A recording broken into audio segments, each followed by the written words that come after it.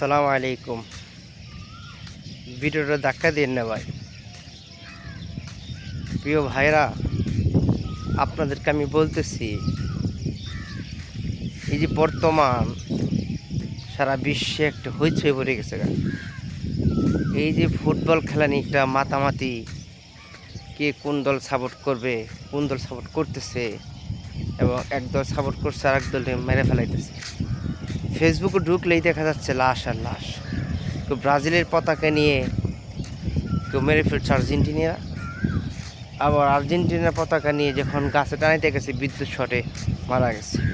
এরকম অগণিত কাহিনী হচ্ছে, সোশ্যাল মিডিয়াতে দেখা যাচ্ছে। তো আপনারা সবাই অবগত আছেন, ইহুদি খ্রিস্টান দালালদের পিছনে পড়েই তাদেরকে সাপোর্ট করে একদম মুসলমান বাচ্চা তারা ইহুদির সাপোর্ট করে।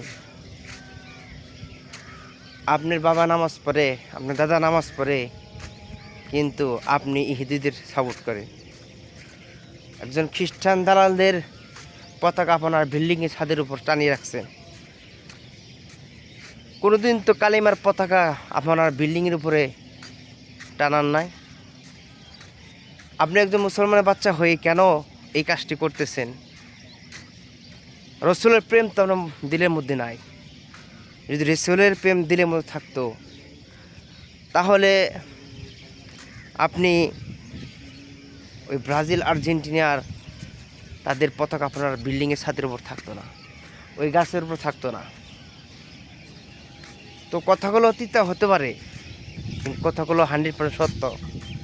একজন মুসলমান যদি নামাজ নাও পড়ুক, যদি রসুলের কথা শুনে রসুলে কেউ গালি দিল, তার কলিজা আঘাত লাগবে। যে ইহুদি খ্রিস্টানরা আমার রসুলকে অপমান করে, ব্যঙ্গ করে কথা বলে, তাদেরকে সাপোর্ট করেন, তাদের পতাকা আজকে বিল্ডিংয়ের ছাদের উপর, এটা কোন ধরনের আপনি মুসলমানই দেখাচ্ছেন? কাজে মুসলমান বা নামদারি মুসলমান হলে চলবে না। মুসলমান থাকতে হবে মুসলমানের মতন করে, যেরকম আমার নবী রাসূলুল্লাহ দয়াল নবী শিক্ষা দিয়েছেন, কোরআন হাদিস শিক্ষা দিয়েছেন। যাদের গায়ে কাটা লেগেছে, আশা করি বুঝতে পেরেছেন। সবাই ভালো থাকবেন। আসসালামু আলাইকুম।